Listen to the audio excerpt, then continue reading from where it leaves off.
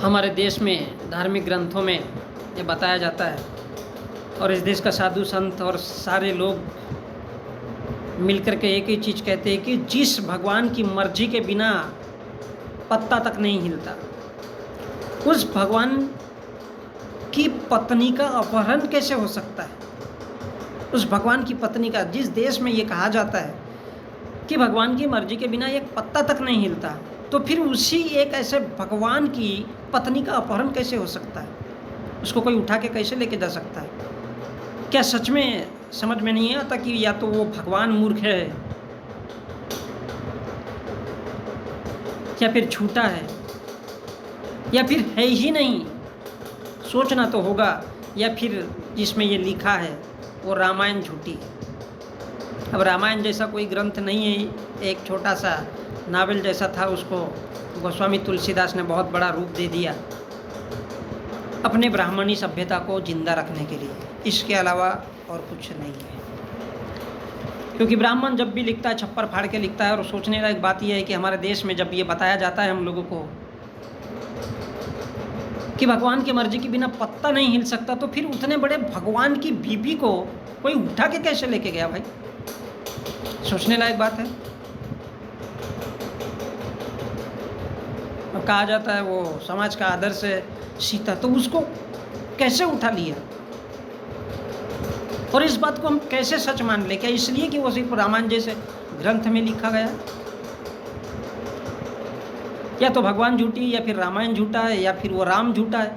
कहीं तो कुछ है जिसमें सिर्फ और सिर्फ फिरकी ली जा रही है, सिर्फ मजाक के तौर पर। और इतना बड़ा देश और इतने बड़े लोग, हम इंसान होने के बावजूद भी उन छोटी मोटी बातों पर विश्वास करके चलते हैं। ये कैसे हो सकता है। ब्राह्मण तो खुद को भगवान मानता है। जब देखते हैं हम कि टीपू सुल्तान ने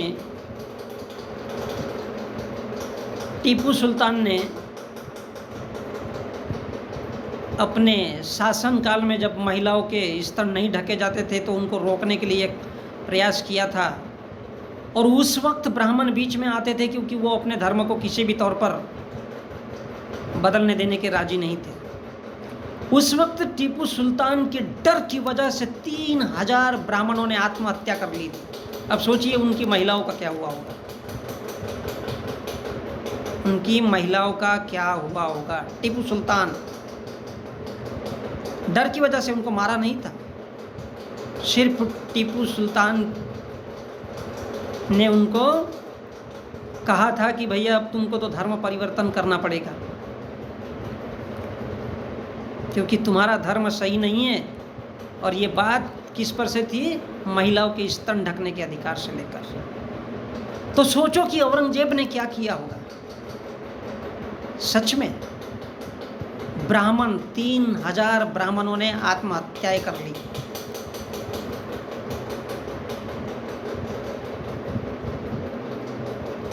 जब ब्राह्मण शर्मिंदा होता है तो आत्महत्या करता है, और ठाकुर इस देश का जो खुद को क्षत्रिय कहता है, जब वो शर्मिंदा होता है तो घरों से बाहर नहीं निकल पाता है।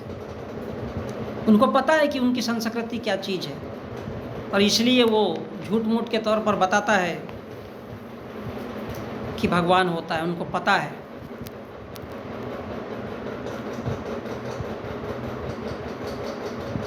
अब जिस भगवान की मर्जी के बिना पत्ता तक नहीं हिलता, इस देश में उस भगवान की पत्नी का अपहरण हो जाता है। टीपू सुल्तान के खाली बोलने भर से कि धर्म बदल डालो, तुम्हारा धर्म अच्छा नहीं है, तो वो डर के मारे 3000 ब्राह्मण आत्महत्या कर लेता है, लेकिन धर्म परिवर्तन नहीं करता है डर के वजह से। क्या तब जब 3000 ब्राह्मणों ने आत्महत्याएं की भारत में, तब क्यों भगवान ने उनको नहीं बचाया? तब क्यों किसी भगवान ने नहीं बचाया? वो तो खुद ब्राह्मणों की संतान मानते, क्योंकि ब्रह्मा के मुख से पैदा हुआ है ब्राह्मण। वो तो ब्रह्म ज्ञानी है, वो तो भगवान मानता है खुद को। क्या हम भगवान हैं? हमने जो शिक्षा दे दिया, हमने जो कह दिया, वही सब कुछ है। और इसलिए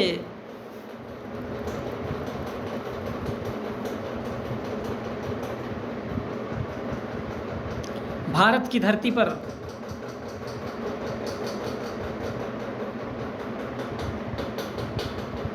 तैंतीस करोड़ बताया जाता है कि भगवान है, और वो भगवान भी ब्राह्मणों के ही वंशज है। तो वो टीपू सुल्तान के कहे हुए शब्द से अगर मर सकते तो सोचिए, क्या उनके पास ऐसी कोई श्राप जैसी शक्ति होगी? क्या उनके पास ऐसी ज्योतिष विद्या जैसी कोई विद्या होगी? झूठ बोलता है ब्राह्मण, सिर्फ अपना पेट भरने के लिए और इस देश के लोगों को गुलाम बना करके, मानसिक तौर पर गुलाम बना करके उनके ऊपर हावी होने के लिए।